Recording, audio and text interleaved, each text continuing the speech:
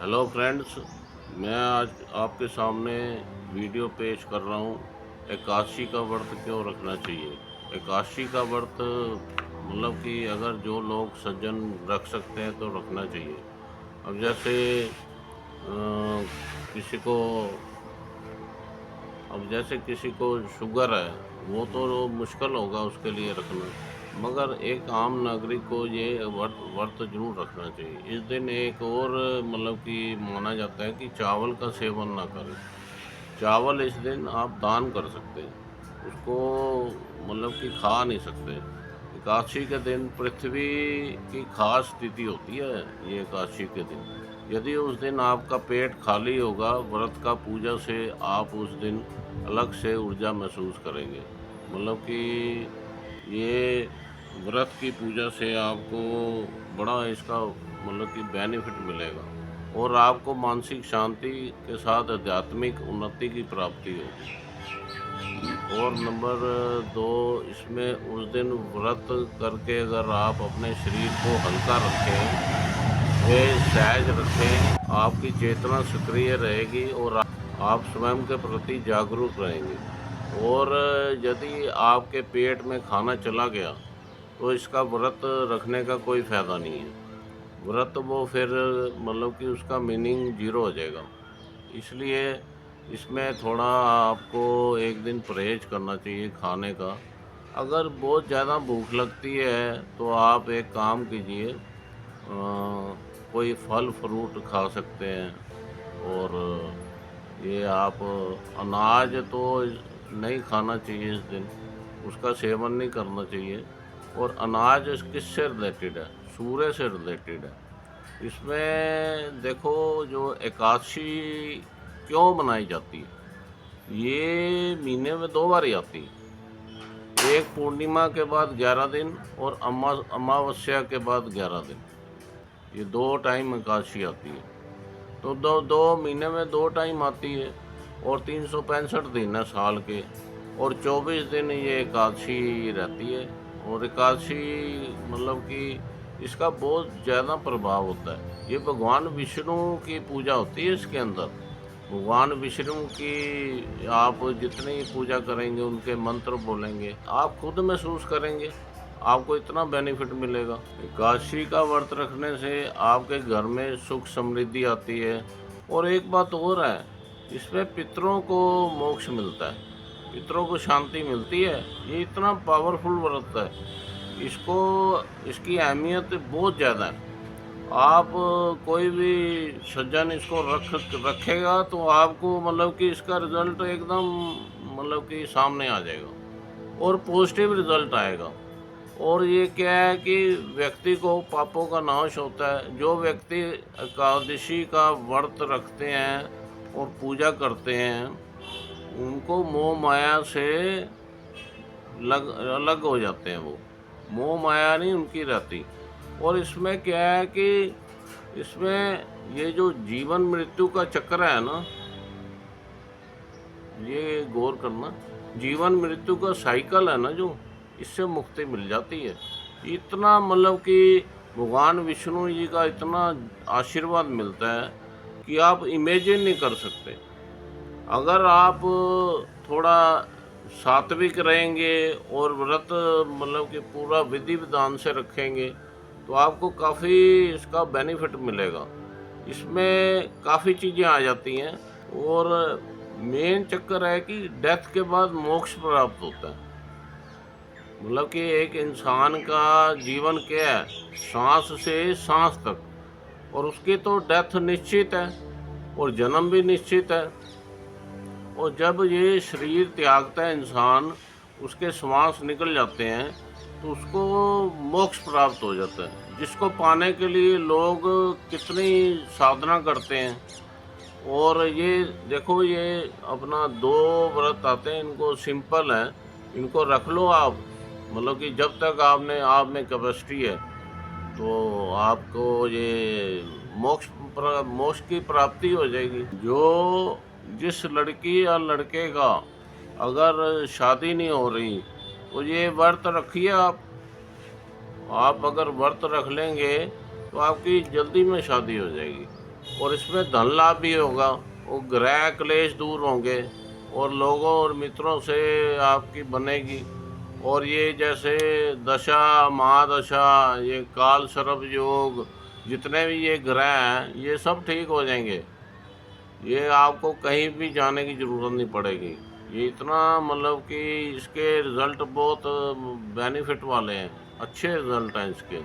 और ये एकादशी का व्रत रखने से संतान सुख मिलता है। जिस भी इंसान की संतान पैदा नहीं होती, ये व्रत रख लीजिए, आपकी संतान अच्छी और हेल्दी मतलब कि पैदा होगी और आपको आगे चल के आपकी संतान का सुख भी मिलेगा। आपके बच्चे भी पढ़ लिख जाएंगे और अच्छी बिजनेस या नौकरी का कार्य करेंगे। ये मतलब कि इसके चारों साइड से आपको बेनिफिट है, इसका नुकसान बिल्कुल नहीं है, बेनिफिट ज़्यादा है। और इसलिए हमारे भारतीय सभ्यता में और ये प्राशर ज्योतिष में, लाल किताब में, अंक ज्योतिष में इसका बहुत इम्पोर्टेंट रोल है। जो भी मैंने मतलब कि साधक देखे हैं वो इसका व्रत, जिनको अहमियत पड़ता है वही इसका व्रत रखते हैं। और ये व्रत रखने से संतान के ऊपर कोई आपत्ति नहीं आती।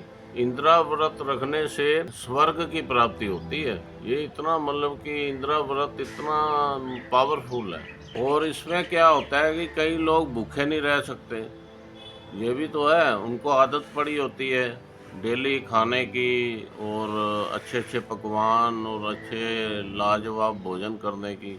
अगर आपको ज़्यादा ही भूख लगती है तो आंवले को आप अपना मुंह में रख के उसको चूस सकते हैं, खा सकते हैं धीरे धीरे। उसमें क्या है कि आपकी 3-4 घंटे तक भूख थोड़ी कम हो जाएगी और आपको इतनी मतलब कि भूख लगने की वो नहीं रहेगी दिल में। इसमें क्या है कि अगर आपका मन पेट की तरफ गया, जैसे आपका मन हर टाइम ये कहेगा मुझे कुछ खाना है, मुझे कुछ खाना है, तो ये व्रत का कोई लाभ नहीं है, ये बिल्कुल लाभ नहीं मिलेगा।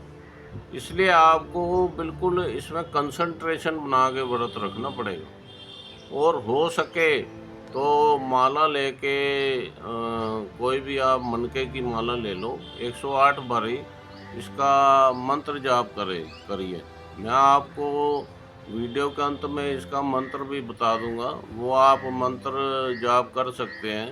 और अगर ज़्यादा ही आपको भूख लगती है तो मिश्रित अनाज, हल्का काले छोले भुने हुए और पपीता भी आप खा सकते हैं। एक और मैं आपको उपाय बता रहा हूँ, दक्षिण दिशा में सुबह जब आप व्रत रखते हैं तो खड़े होके पानी के लोटे में काले तिल डाल लो।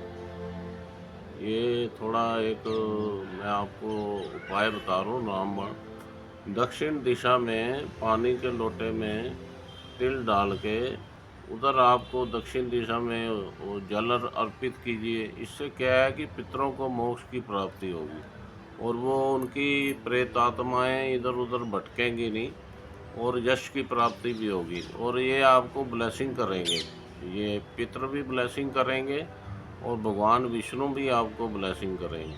वो इतना आपको धन देंगे कि आप इसको संभाल नहीं पाएंगे। बहुत ज़्यादा आपको धन की प्राप्ति होगी और आपके मित्र भी आपके साथ अच्छी तरह बात करेंगे, आपके अड़ोस पड़ोस भी बड़े अच्छी तरह बात करेंगे, रिश्तेदार भी आपसे बड़ी अच्छे रिलेशन बना के रखेंगे और घर में एक सुखद वातावरण रहेगा। घर में क्लेश और ये चीज़ें और ये बीमारियाँ और ये धन की कमी ये सारी दूर हो जाएगी और इसमें आपके बच्चे भी पढ़ लिख के आगे जाके लायक बन जाएंगे। और एक चीज़ और है, जिस दिन आप व्रत रखेंगे उसके नेक्स्ट डे ब्राह्मणों को घर बुला के भोजन खिलाइए और उनको दान दीजिए।